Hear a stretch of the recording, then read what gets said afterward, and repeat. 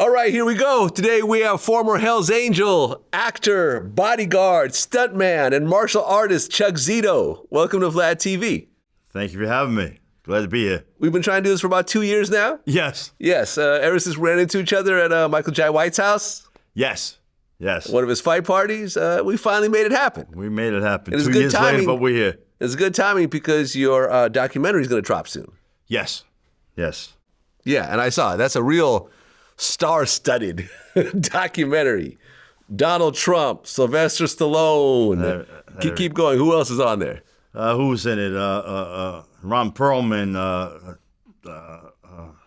James Caan. I mean, it just the list goes on and on. It's just crazy. Frank Stallone, Tony Danza, Tony Sirico. It's just, some people have do documentaries and they have maybe 5 or 10 people in it. I probably have 30 people in mine. Oh, yeah. Pamela Anderson. She's great. The list goes on and on. Yes. Well, it's your first time here. I want to start in the very beginning. Okay. So you were born in the Bronx. Born in the Bronx, yes. And your grandparents came from Italy. My grandparents came from Italy. My mom and dad were born here. My dad was born in Harlem. My mom in Jersey City, New Jersey. You were a middle child. Yes. 3 kids. Now, your dad was a professional boxer. Yes. He fought as Al LaBarba. Al LaBarba. LaBarba, yes. Yeah. So back then, boxers would actually change their names. A lot of people changed their name. Sugar Ray Robinson was Walker Smith, They wouldn't use their real name. So at the time, my father's cousin, Fidel LaBarba, was a flyweight champion of the world. So instead of using his name, my father turned pro at 16, so he couldn't legally. So he changed his name to LaBarba. So that's how he got. And he had 228 fights. 228 fights. 228 fights in 12 years. Right, because didn't your dad have fights, like multiple fights in the same night? Same night. That's crazy. You couldn't fight in the same state, so he'd go to Connecticut. Back then, they'd jump on a train and he'd come to New York and fight. And he used to make $10 a fight. $10 He always said he was born 40 years too early. I know, right? These guys are making $400 million a fight. I think Mayweather made $400 million a fight on that McGregor fight. Now, in terms of your home life, was your dad relatively calm and collected, or would he be violent at home sometimes? Not violent where he hit us. I mean, all he had to do was yell at us. We used to cry. Okay. It was crazy. But he was very strict. And but he always taught you about, respect your elders. Of course, the family. And at a young age, he taught, wow, you know what? Back in the day, I lived on Barretto Street in the Bronx. And so the Spofford home was right across the street. So my mother used to say, you get bad, well, you're bad, I'll put you across the street. So I remember there was a kid, even at 5 years old, there was a kid named Butch, like from the Little Rascals. I used to get beat up every day. He was a big, stronger kid. And every day he saw me, he used to beat me up. So one day I went crying home to my father.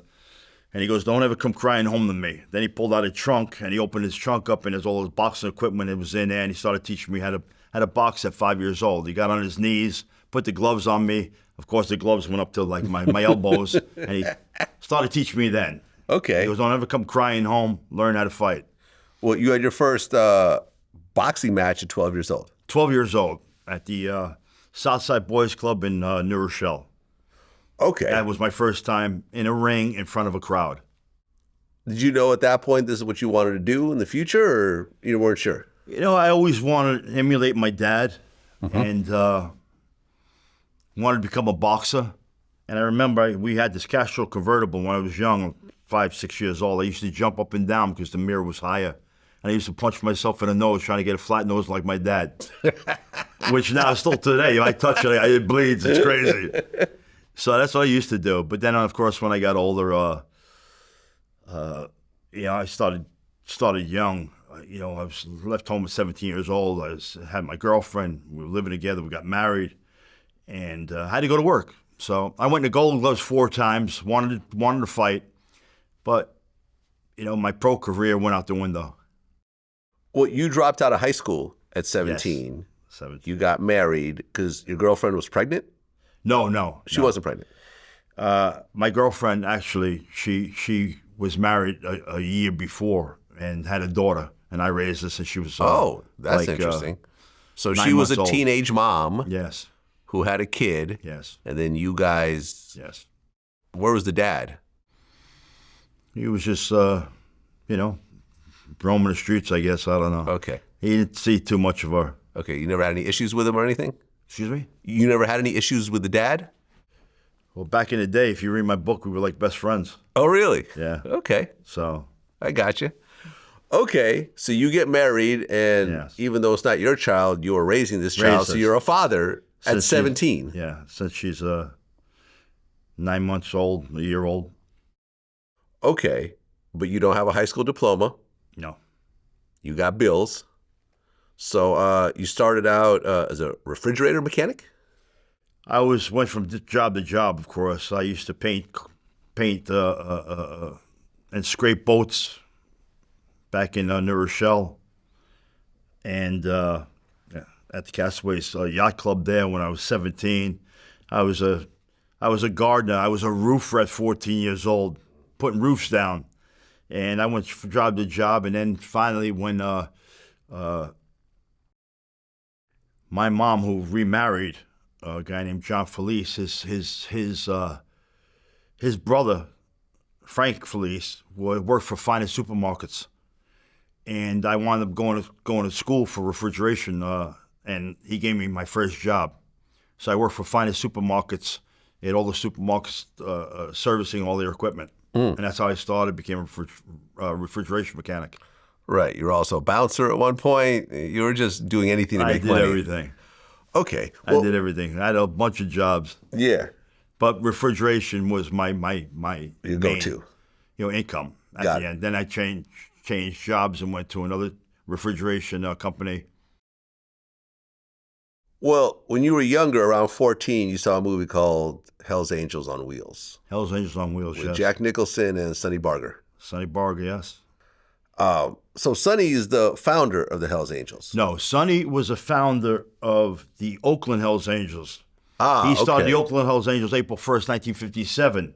The original club was in San Bernardino, started 1948. Ah, okay. You know, Because I March read 15, Sonny's book. Yeah, 1948. I read Sonny's book, but it was a while ago, so I don't exactly remember the details. Yeah.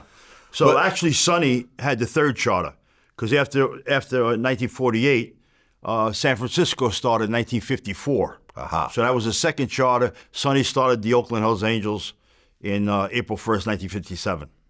A lot of people think he started it, but he didn't. Got it. But he became the national president at one point. Absolutely. So he kind of became the face they don't of the have Hells Angels. a national president. Everybody has a charter. Everybody has their own presidents and officers. But a lot of people looked up to him. He was, he's the one who